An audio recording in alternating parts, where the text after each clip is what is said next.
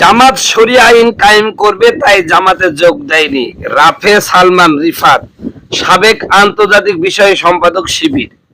আপনি চিন্তা করছেন, শিবিরের সাবেক আন্তর্জাতিক বিষয় সম্পাদক, অথচ শিবির তার পেছনে কোটি কোটি টাকা খরচ করলো।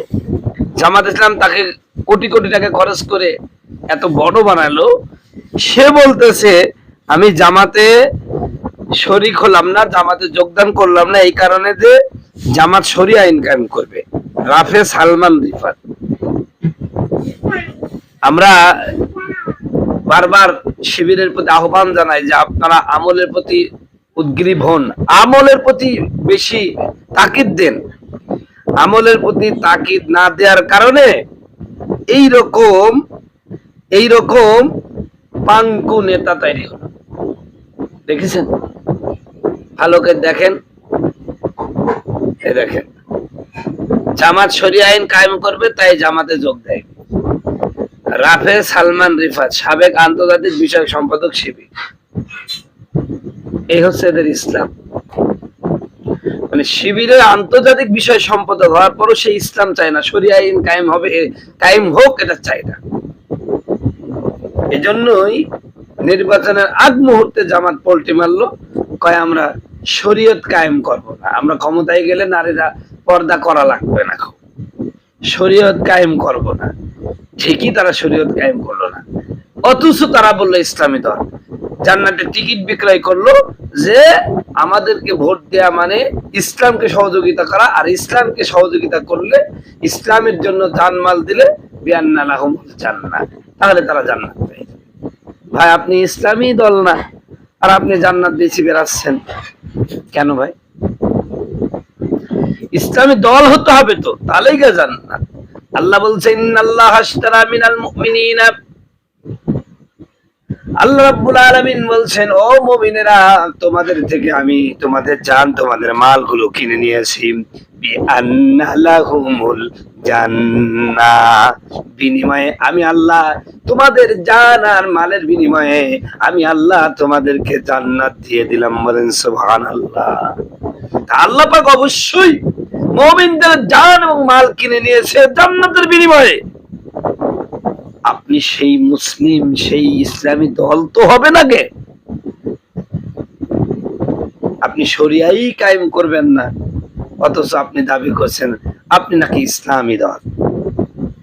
মানুষকে আর কত ধোঁকা দিবেন, আর কত ধোঁকা দিবেন? আজ কয় মাস হয়ে গেল আপনারা ক্ষমতায়, মাসের পর মাসে আপনারা সংসদে কথা বলছেন, এখন পর্যন্ত আপনাদের কোন একজন নেতা বলল না আমরা তো সবাই মুসলমান, নামাজের সময় নামাজ পড়ছি, আসুন সংসদে নামাজ কায়েম করার কথা বলি? বলেছেন? বলেন নাই। শুধু তাই নাই, আপনাদের একজন নেতা নায়েবে আমির অধ্যাপক মুজিবুর রহমান সাহেব, তিনি বললেন আসুন আমরা সবাই তো মুসলমান, ইসলাম চাই, কোরআন আমাদের সংবিধান বানাই। আপনার নেতা কোরআন আমাদের সংবিধান না বানাই বলে চিল্লাচ্ছেন, অথচ তিনার আমির নির্বাচনী ইশতেহারে ইসলাম কায়েম করবেন এই ব্যাপারে কোনো কথাই বলেন নাই। ঠিক কিনা?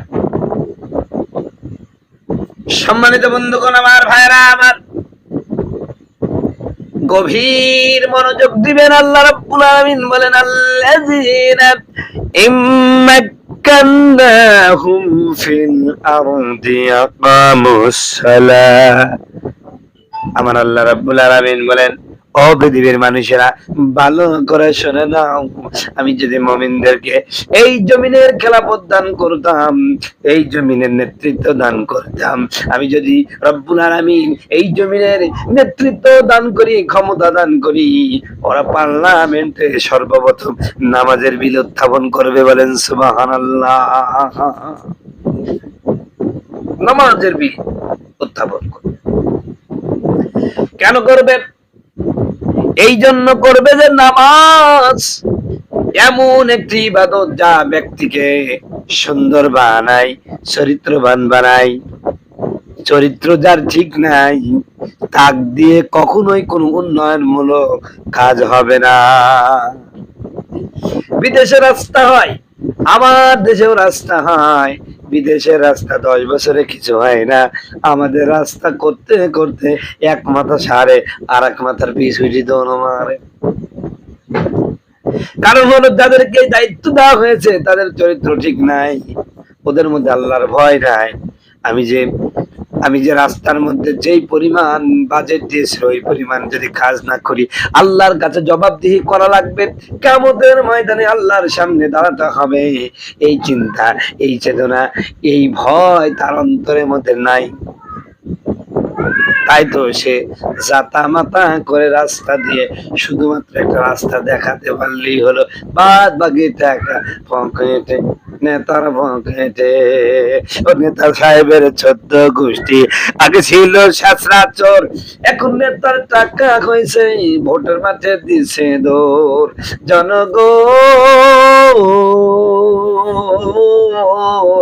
সহজ সরল জনগণ বুঝে না চরবামান, ভোট দেয়া নেতা বানাইয়া এখন আছে দৌড়ের উপর। নেতা তো নয় একটা আস্ত জানুয়ার, নেতা তো নয় একটা আস্ত জানুয়ার। নেতা সাহেবের 14 গোষ্ঠী আগে ছিল চোর, কি ছিল? চোর ছিল। এখন টাকা পয়সা হয়েছে, ভোটের মাঝে দিছে তো। সম্মানিত বন্ধুগণ, আমার ভাইরা আমার, এজন্যই মুমিনদেরকে আল্লাহ পাক যদি রাষ্ট্র ক্ষমতা দান করেন, রাষ্ট্রের দায়িত্ব দেয়, এখন বলতে পারে আমার জামাতের ভাইরা বলতে পারে আমরা তো রাষ্ট্র ক্ষমতায় পাই না, আমরা তো বিরোধী দল। ও ভাই, আপনারা রাষ্ট্রগত ভাবে ক্ষমতায় পান নাই, বিরোধী দল, ভালো কথা ভালো কথা। এদেশে তো 90% মুসলমান বাস করে, নামে তো মুসলমান আমরা।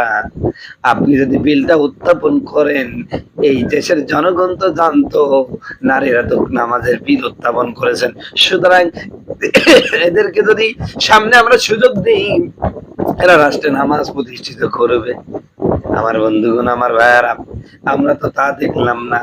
এমনকি যেই সমস্ত থানাগুলোতে জামাতের এমপি হয়েছেন, আমার বন্ধুগণ, আমার ভাইয়ারা, ওই সমস্ত থানায় তো ওয়াজ তো করতে পারে, নসিহত তো করতে পারে। ভাই, আমি একজন হুজুর মানুষ, এমপি, আমার জনগণ আপনারা 5 ওয়াক্ত নামাজটা পড়ে করছে।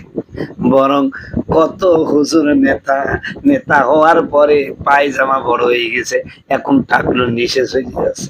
সেদিন এক এমপি, জামাতের এমপির ভাইয়ের সাথে আমার সাক্ষাৎ, গিয়া দেখি ওরে ভাই টেটু মার্কা বান্ধবী পইরা এবার পায়জামাটা টাকনো তল দিয়ে অর্ধেক চলে গেছে, টাকনো তো দিচ্ছে। আমি বললাম, ভাই আপনি একজন হুজুর মানুষ, আপনার ভাই একজন ভালো মানের এমপি, জামাতের এমপি, আপনাকে দেখে তো মনে হচ্ছে ওই যে যারা জীবনে নামাজ পড়ে না সেই সমস্ত এমপির ভাইদের মতো। ব্যাপারটা এটাই আসলে অবশ্যই এরকম। বর্তমান সব জায়গায় শুধু খাবলা খাবলা।